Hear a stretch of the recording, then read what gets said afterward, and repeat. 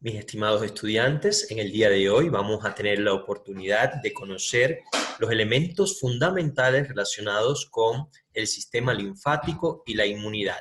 Este contenido corresponde a la unidad número 7 del programa de anatomofisiología y de la misma manera pueden consultar y profundizar los elementos teóricos relacionados con el tema en el libro que les he recomendado desde el principio, ¿verdad? Nuestro cuerpo constantemente vive en un ambiente un poco inhóspito, aunque ustedes no se percaten de eso. Estamos rodeados de numerosos elementos que de alguna manera quieren hacernos daños a nuestro cuerpo, quieren ocasionarnos enfermedades, infecciones como por ejemplo bacterias, virus, hongos, también elementos físicos como el polvo, la fricción, algunos otros elementos que de alguna manera afectan el cuerpo. Para eso, la naturaleza ha generado este sistema linfático y, por supuesto, los procesos de la inmunidad. Primeramente vamos a particularizar en qué consiste el sistema linfático, cuáles son sus estructuras y la función que ésta realiza. Y luego pasaremos al tema de inmunidad propiamente dicha, ¿verdad? Vamos a analizar qué es lo que es el sistema linfático. Este sistema, por supuesto, como ustedes observan, acá la ilustración a la izquierda, pueden ver que es similar a lo que sería el aparato cardiovascular, todo el sistema venoso. O sea, también recorre todo nuestro cuerpo para recoger, en primer lugar, el líquido intersticial que se va almacenando en los tejidos. Recuerden que ese tema lo vimos en la unidad número 1, que es líquido intersticial. Por lo tanto, el sistema linfático también garantiza la homeostasis, o sea, el equilibrio de los líquidos internos de nuestro organismo, específicamente el líquido intersticial. Una vez que la sangre lleva los nutrientes a todo el cuerpo, a los tejidos, de la sangre sale el líquido, ¿verdad? Sale el líquido similar al plasma con los nutrientes que necesitan las células. Y ese líquido va quedando almacenado en los tejidos, o sea, entre una célula y la otra, el tejido muscular, tejido adiposo, tejido conjuntivo, etc. Entonces, el organismo tiene que de alguna manera recoger ese exceso de líquido y llevarlo nuevamente a la circulación sanguínea. Y de esto se encarga el sistema linfático. También el sistema linfático nos provee a nosotros de mecanismos eficientes de defensa contra las enfermedades, fundamentalmente las enfermedades infecciosas o aquellas que tienen que ver con alteraciones de las células normales de nuestro cuerpo. A pesar de la constante exposición que nosotros tenemos a una amplia variedad de organismos, microorganismos patógenos, la mayoría de las personas se mantienen sanas. Esto es gracias al sistema linfático y a la inmunidad. Dentro del sistema linfático vamos a particularizar algunas de sus estructuras. Ustedes conocen en muchos casos estos elementos que vamos a mencionar a partir de este momento. Dentro de la estructura del sistema linfático podemos mencionar en primer lugar la linfa. Esto lo vamos a detallar en próximas diapositivas. La linfa es el líquido que circula por el interior del sistema linfático. También vamos a ver por supuesto los vasos linfáticos, cuáles son sus características, órganos y tejidos linfáticos, y hay algo relacionado con esto que es la médula ósea, aunque no forma parte directa del sistema, ahí sí, porque algunos elementos que forman parte del sistema como tal se generan a nivel de la médula ósea. Entonces vamos a analizar que el sistema linfático, la mayoría de los componentes del plasma sanguíneo, o sea, ya se los mencionaba en la primera diapositiva, filtran a través de los capilares sanguíneos para formar lo que se denomina el líquido intersticial. Esa es la primera definición que ustedes tienen que fijar. Líquido intersticial, o sea, es el líquido que va a irse acumulando dentro de los tejidos corporales. O sea, entre una célula y la otra que forman esos tejidos se va almacenando un líquido que sale ¿de dónde? Del sistema, o sea, del aparato cardiovascular, del sistema venoso. Entonces, ahí se convierte en lo que se denominaría líquido intersticial. Ahora, cuando ese líquido intersticial regresa, en este caso, al interior de los vasos linfáticos, entonces, ¿qué podemos decir? Que se convierte en linfa. Entonces, así a grandes rasgos podemos ver la circulación, el flujo de ese líquido. En primer lugar sería el plasma sanguíneo, ¿verdad? Plasma sanguíneo que va a nutrir las células de los tejidos. Ahí se va acumulando líquido, ese es el líquido intersticial. Ahora, cuando ese líquido intersticial entra, es recogido dentro de los vasos linfáticos, es que se convierte en la llamada linfa. Es un líquido pálido amarillento, similar al plasma sanguíneo, pero sin glóbulos rojos y sin plaquetas y otros elementos que constituyen la sangre. El tejido linfático, también, eso lo vimos en biología, es un tipo de tejido conjuntivo. Recuerden el tejido conjuntivo, que es el tejido más heterogéneo. Por lo tanto, el tejido linfático es un tipo de tejido conjuntivo que contiene gran número de linfocitos. Y esto es lo que lo caracteriza y le da el nombre al sistema. Entonces tenemos que tener en cuenta que ese tejido linfático es un tipo de tejido conjuntivo rico, abundante en linfocitos, que son un tipo de glóbulos blancos. Ahora bien, ¿cuáles son las funciones del sistema linfático? Vamos a fijar que son 3 funciones fundamentales. En primer lugar, el drenaje del exceso del líquido intersticial. Ya esto lo hemos estado mencionando desde la primera diapositiva. O sea, recoger el exceso de líquido intersticial que se va acumulando en los tejidos corporales. O sea, los vasos linfáticos drenan el exceso de líquido intersticial desde los espacios tisulares, o sea, de los espacios que están en los tejidos, hacia la sangre. Eso lo vamos a ver más adelante, porque al final todo el sistema linfático vierte esa linfa, ese contenido dentro del aparato cardiovascular, o sea, que lo aporta ese líquido intersticial que se convirtió en linfa, y esa linfa vuelve nuevamente a formar parte de la sangre de nuestro cuerpo. Una segunda función del sistema linfático es transportar los lípidos de la dieta. Recuerden que dentro del intestino delgado se encuentran las vellosidades intestinales y que dentro de cada vellosidad intestinal encontrábamos un vaso linfático muy delgadito que se denominaba vaso quilífero. Entonces, hacia ese vaso linfático que se encuentra en las vellosidades del intestino delgado, van a ir, se absorben los lípidos que se van a digerir durante el proceso de digestión en el aparato digestivo. Por lo tanto, esa es otra de sus funciones, lo que es transporte de los lípidos de la dieta. También vitaminas liposolubles como la A, la D, la E y la K van a ser transportadas en la linfa por todo el sistema linfático. Y por supuesto, una de las funciones más importantes de este sistema es el desarrollo de la respuesta inmunitaria. Recuerden que el tejido linfático inicia la respuesta inmunitaria específica contra microorganismos o, por ejemplo, bacterias, virus, hongos o células anormales de nuestro cuerpo. Recuerden que es un tejido muy rico en linfocitos, que es un tipo de glóbulos blancos.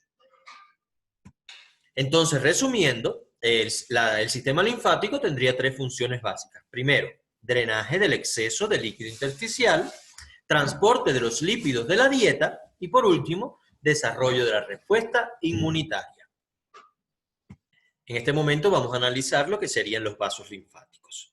Los vasos linfáticos, como ustedes pueden observar acá, nacen como capilares linfáticos. Serían vasitos muy delgados, que presentan siempre un extremo, en este caso, cerrado. No es así como ocurre con el aparato cardiovascular. Recuerden que las venas y las arterias están conectadas en un circuito. En este caso, los vasos linfáticos nacen como capilares, pero con un extremo cerrado. Vean aquí que está dentro del espacio intersticial. Ahí vemos un vasito linfático y aquí vemos muchas células, un tejido X, ¿verdad?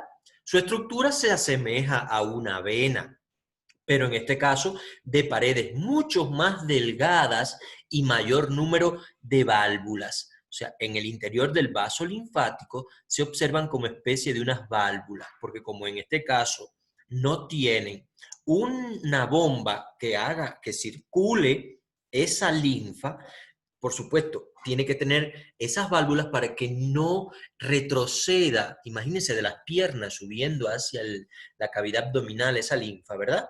Si no tuviese esas válvulas, la linfa descendiera, ¿correcto? Entonces tiene mucho más válvulas que las venas. Y sus paredes son mucho más delgaditas porque esto es lo que permite que se reabsorba todo el líquido intersticial que se va almacenando en estos tejidos periféricos. A intervalos se encuentran los ganglios linfáticos. Esto lo vamos a ver un poquito más adelante. O sea, en los vasos linfáticos, a intervalos, cada cierto trayecto, se van a encontrar ganglios linfáticos, que son acúmulos de tejido linfático que ya mencionamos hace un ratito. Se disponen en el tejido subcutáneo fundamentalmente y siguen el mismo trayecto de las venas. Por eso yo les enseñaba en la ilustración de la primera diapositiva cómo el sistema linfático es similar al sistema venoso del aparato cardiovascular. Los vasos linfáticos viscerales, quiere decir los vasos linfáticos que van a recoger líquido intersticial de las vísceras, o sea, de los órganos internos, siguen la dirección de las arterias y forman plexos alrededor de los órganos. En este caso, los tejidos que carecen de vasos linfáticos son algunos, por ejemplo, son tejidos avasculares también, tejidos que no tienen irrigación sanguínea. En este caso, el cartílago. Recuerden que el cartílago que recubre, por ejemplo, las articulaciones, las epífisis de los huesos, es avascular, no tenía vasos sanguíneos. Tampoco tiene vasos linfáticos, ¿verdad? Él se nutre a partir del líquido sinovial que presenta la articulación. También la epidermis. La epidermis no tiene vasos sanguíneos, ni tejido, ni sistema linfático, o sea, no tiene vasitos linfáticos. Eso, el sistema linfático está un poquito más abajo en lo que es el tejido subcutáneo, por debajo de la dermis. Y la córnea tampoco tiene vasos linfáticos. Además del sistema nervioso central, no tiene vasos linfáticos, parte del vaso, o sea, ese órgano, que se encuentra en la cavidad esplénica, en el hipocondrio izquierdo, y la médula ósea tampoco tiene sistema linfático. Bien, los capilares linfáticos son más permeables que los capilares sanguíneos, eso ya lo mencionamos, o sea, más permeables, o sea que hacia los vasos, estos capilares linfáticos puede penetrar más fácilmente el líquido, aminoácidos, carbohidratos, todo eso que se encuentre en el líquido intersticial que está en los tejidos, lo que implica que puedan absorber moléculas más grandes, incluso de tamaño de proteínas y lípidos. Recuerden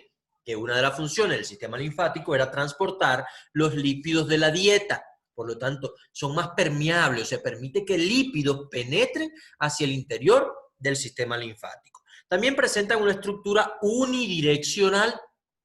Quiere decir que la linfa solo circula en una sola dirección. No es circuito, no es en un círculo como lo hace la sangre en el aparato cardiovascular. En el caso del sistema linfático, la linfa solo va de distal a proximal. Quiere decir que de zonas más alejadas a una zona más cercana a la línea media del cuerpo. Luego vamos a ver cuáles son los vasos y los conductos linfáticos que existen.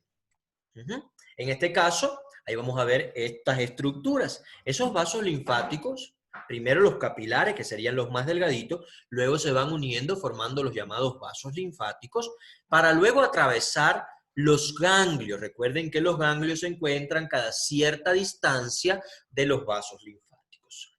En ciertos sectores, los vasos linfáticos que salen de los ganglios se reúnen para formar lo que se llaman troncos linfáticos, o sea, ya aquí estos vasos se van engrosando. Es lo mismo que sucede con el aparato cardiovascular, arterias o venas, que de vasitos capilares que son muy delgaditos, que se encuentran en los tejidos, van engrosándose a medida que van llegando hacia el interior del cuerpo, hacia los vasos principales. Lo mismo sucede con el sistema linfático. Estos van engrosando y van a desembocar hacia los llamados troncos linfáticos. Yo no quiero que ustedes ahorita se aprendan los troncos linfáticos ni los conductos linfáticos principales. Esto pueden ustedes estudiarlo posteriormente para profundizar.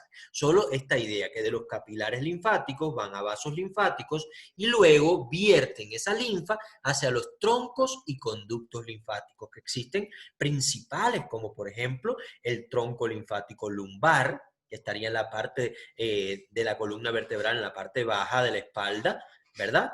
El intestinal, que recogería lo que es todo el quilo. Recuerden que el quilo es ese lípido, una vez que entra a los vasos capilares linfáticos, que parece un líquido lechoso, que está formado por lípidos. El bronco mediastínico, que es el que atraviesa toda esta parte central del tórax, que drena desde los pulmones, del corazón. El subclavio, que se encuentra en esta posición, y el yugular. Son los principales troncos linfáticos. Y esos tienen un diámetro un poquito mayor. O sea, esa linfa que se va recogiendo desde todo el cuerpo, desde las extremidades, de las paredes abdominales, de los órganos internos, va vertiendo hacia troncos un poquito más gruesos, pero que ya se encuentran más hacia el interior de nuestro organismo, más hacia la línea media del cuerpo. Aquí en esta ilustración podemos ver que estos serían venas, lo azul serían venas y lo verdecito sería los vasos linfáticos mucho más gruesos, ¿verdad? Aquí tenemos troncos linfáticos, vean cómo son ya gruesos y que también transcurren paralelo a las venas, transcurren paralelos a las venas. Aquí tenemos conductos linfáticos y troncos linfáticos. Estos verdecitos que ustedes ven por acá, ¿verdad? Son mucho más gruesos. Vean acá en la parte superior de la parte del esternón, de la clavícula, en la parte interna, perdón, aquí tenemos los troncos broncomediastínicos. Aquí sube toda la linfa broncomediastínica, o sea, toda la linfa que se drena desde los pulmones y del mediastino. Timo, corazón, toda esta parte drena hacia este tronco linfático, véanlo acá, gruesito. El conducto torácico, que este viene de toda la parte posterior de la columna vertebral, descendiendo de las extremidades superiores, vierten hacia el tronco torácico, también por esta parte central acá. Tenemos el tronco broncomediastínico derecho, porque existe uno izquierdo y uno derecho. Y aquí también tenemos tronco subclavio, véanlo acá, y tronco yugular derecho.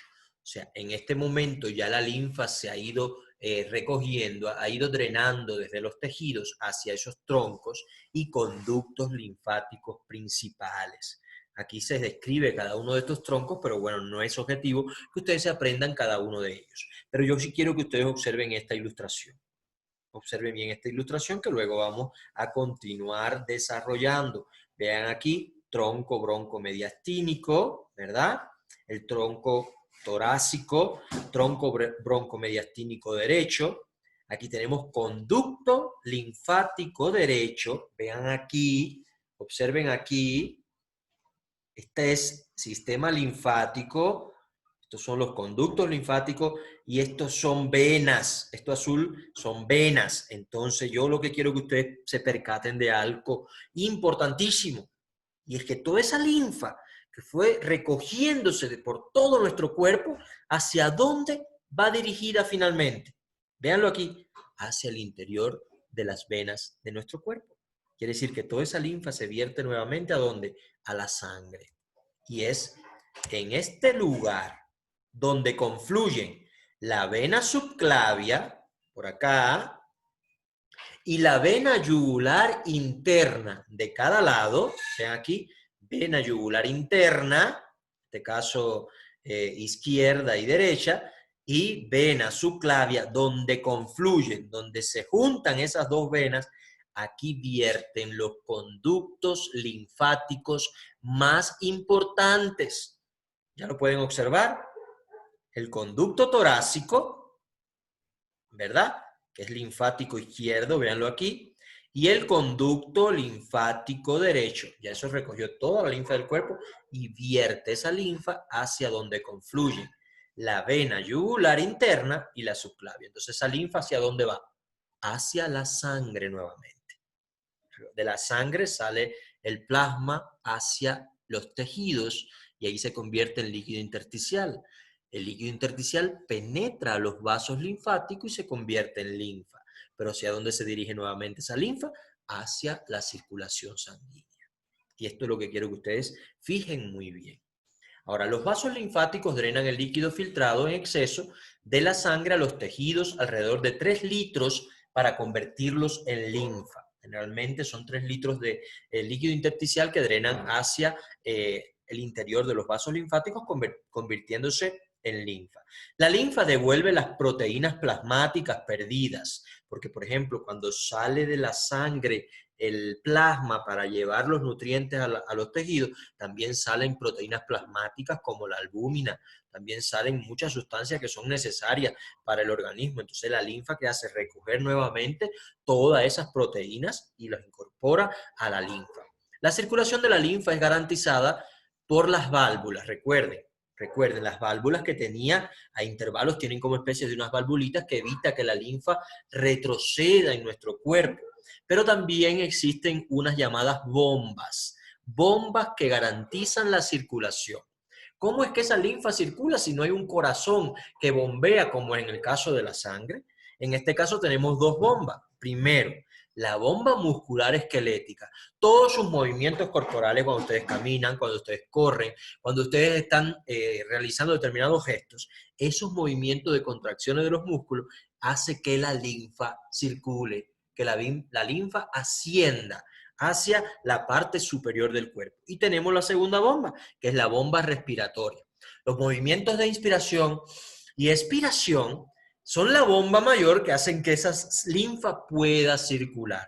Vean cómo el organismo garantiza que todo fluya de una manera eficiente. En este caso no tiene una bomba muscular como es el corazón, pero tiene 2 bombas musculares, que son los movimientos de los músculos esqueléticos y también los movimientos de la bomba respiratoria, o sea, los movimientos de inspiración y expiración. Esos son los movimientos que garantizan que la linfa fluya hacia el superior del cuerpo. Entonces, ¿qué órganos forman parte del sistema linfático? Vamos a ver órganos y tejidos linfáticos. En este caso, analizaremos lo que es el vaso, los ganglios linfáticos, los ganglios o folículos linfáticos, que son un poquito diferentes a estos que estoy mencionando acá, porque en este caso estos ganglios no tienen una cubierta serosa, no están rodeados de un tejido conjuntivo que los proteja.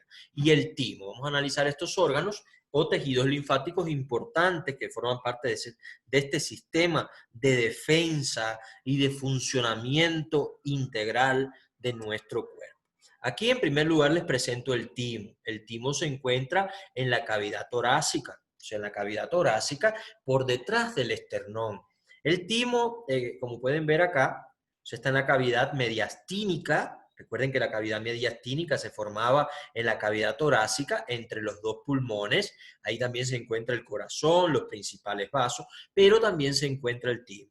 Es un órgano bilobulado, o sea, está formado por 2 lóbulos que se localizan en el mediastino, como ya les dije, entre el esternón y la aorta, o sea, la vena aorta que está hacia la parte posterior. Disculpen, la arteria aorta. Perdón, fue un lapsus. En él proliferan y maduran los linfocitos T. Cuando ustedes escuchen linfocitos T, tienen que saber que la T, en este caso, hacen una asociación de que los linfocitos T se especializan, maduran, se educan, ¿dónde? A nivel del timo. Generalmente los linfocitos T se producen en la médula ósea. Y esto ustedes tienen que destacarlo, pero no adquieren su actividad de defensa hasta que no pasan por el timo y se especializan ahí. ¿Correcto? Entonces participan en la educación de las células pre-T en un proceso conocido como selección positiva.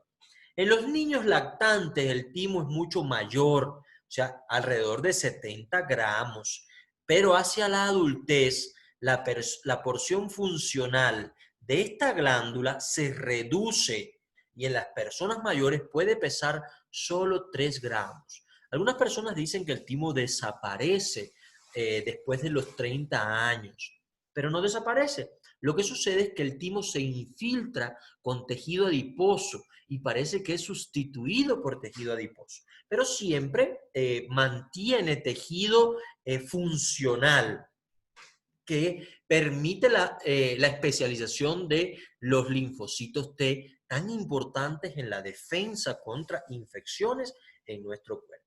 También tenemos los ganglios linfáticos. Aquí tenemos la representación de un ganglio linfático. No sé, algunas personas han tenido determinadas infecciones, ya sea a nivel de la garganta, a nivel del tórax, o sea, de los bronquios, de los pulmones, a nivel de los órganos genitales, el aparato urinario, y han sentido como dolor en determinadas partes de nuestro cuerpo, inflamación como de unas bolitas. Esos serían los ganglios linfáticos, ¿verdad?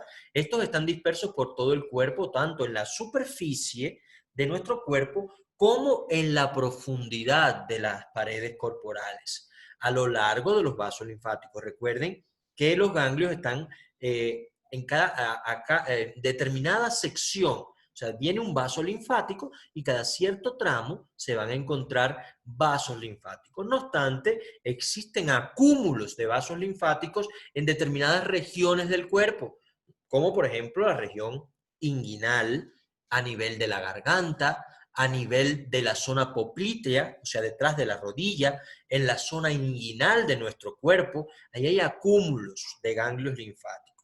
Cerca de las glándulas mamarias, como ya les mencionaba, en las axilas, en la región inguinal, hay grandes grupos de ganglios linfáticos.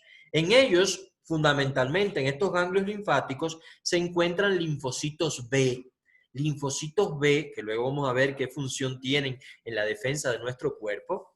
Y si tienen linfocitos B no especializados, serían ganglios linfáticos primarios. Ahora, los ganglios linfáticos secundarios surgen en respuesta a la estimulación por un antígeno. ¿Qué es un antígeno? Un antígeno es una sustancia extraña que entra a nuestro cuerpo, por ejemplo, una bacteria. Entra una bacteria y ahí esos linfocitos B ya van reconociendo esas bacterias y van cambiando su actividad metabólica para producir los llamados anticuerpos.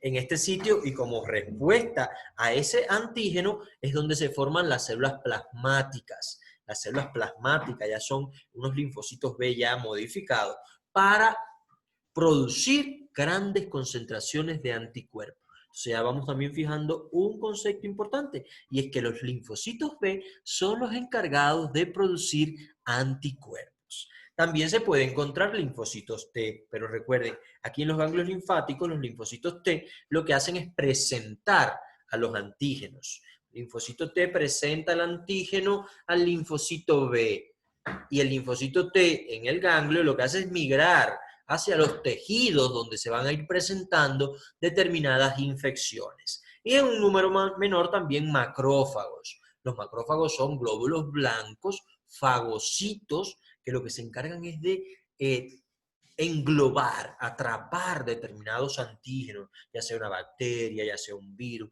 ya sea un hongo, y englobarlo y destruirlo, digerirlo en su interior. Hay diferentes tipos, eso lo vamos a ver más adelante en esta misma unidad.